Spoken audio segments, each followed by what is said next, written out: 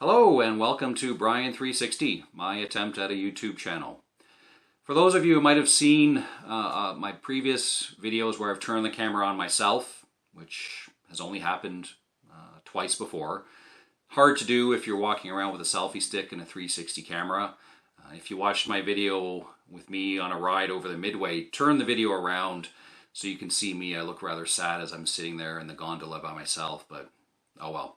In the previous videos where I've turned the camera on myself, I've been wearing an Iron Maiden shirt and a Judas Priest shirt.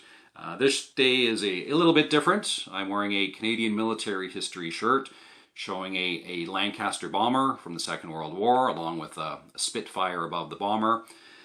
And the reason I'm talking about this shirt is because of an experience I had yesterday at the Canadian National Exhibition, or the CNE. And that's a fair that's held in Toronto every year in the last 2 weeks of August, first week of September. Has a range of interesting rides, lots of strange foods. I think every year they try to deep fry something else that should not have been deep fried.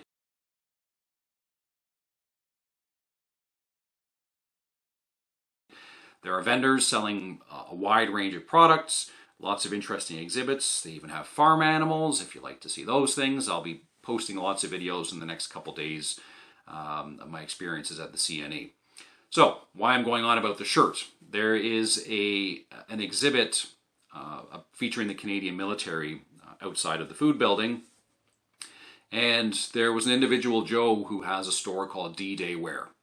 And, of course, a guy like myself walking past who loves history, you show me some shirts hanging up with military history, I'm going to stop. So I chatted with Joe for a little bit. He was very nice, chatting with my daughter about some military history information as well. We left the store to allow some other people to come in and chat with him. I stood outside and looked around and made my decision, told him which shirt I was going to buy, and I asked him if I could record him and if he could chat a little bit about the shirt. So I came back with my camera into his store and he launched into a pretty impressive history story. I know a lot of the history around Andrew Mynarski, the individual featured in this shirt. There's information on the back. I'll post a picture of that at the end of this video. But I'll let Joe tell you the story that I recorded yesterday. So if you are at the CNE, please go visit Joe. If you like military history, if you want to buy a military history t-shirt, he's the man to see. He has an online store, and I'll leave the link in the description below. I've never left a link in a description below. Can't be that hard, I hope. So, like I said, if you're at the CNE, please go visit Joe and have fun at the CNE if you do go. It's a strange place, but lots of fun. Thank you very much for watching. Take care.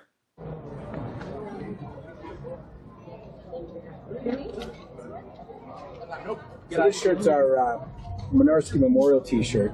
So Andrew Charles Mynarski was a Polish kid from Winnipeg. He was the upper middle gunner. His best buddy, Pat Brophy, was the tail gunner. We were going to go out on a night raid on June 12, 1944. Would have been on their 13th mission over their target on Friday the 13th. On the way to the plane, Mynarski finds a 4-leaf clover because all the landing strips back then were grass. Picks it, gives it to Brophy, and says, "Here, you're the tail gunner. You need more luck than I do. You hang on to it."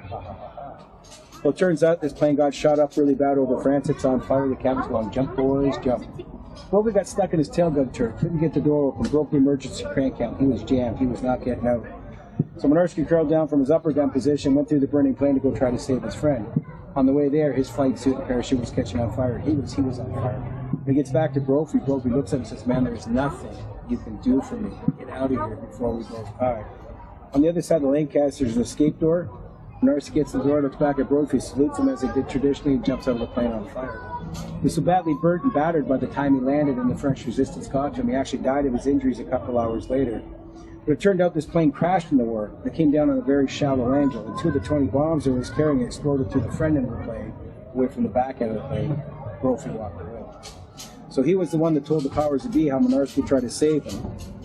And again, Brophy's watched after 2:13 a.m. Friday, June 13th, 1944. Again, he told the officers how Mynarski tried to save him. That's why Mynarski won the Victoria Cross posthumously.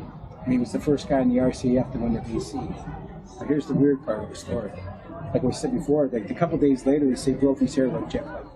He was just a kid back then. This is the breeder kid. This is an Avro Lancaster. Now check out the call letters on that plane, the VR, the Rondell, and the A. Let's consider the Rondell as an O. Throw the A in front, and what does it spell? Avro. What are the odds that the last remaining Avro at Lancaster that flies in North America has a jumbo plane? The company that made it. This plane here, that was our friend Charlie Fox's plane. But Charlie was credited, I don't know, it's 2004 or something like that. He was actually the pilot that strafed Rommel's staff car and took Rommel out of the war. Charlie was an air-to-ground combat fighter pilot. Richard Rommel was doing recon through the woods one day, saw the car. Charlie responded with his wingman, came down the road, strafed the car, killed the driver, car went off the road. Rommel fractured his skull on the windshield and was hospitalized. And he was then later implicated in the assassination plot on Hitler, that Operation Valkyrie, and had to commit suicide. So they basically told him, if you kill yourself or you succumb to your injuries, we'll give you a full military funeral, pension for your family, but either way, you're a dead man. So Rommel ended up taking the sign. That's how that ended up. Quite the story on one T-shirt. That's yeah, we're trying to keep history alive, you know.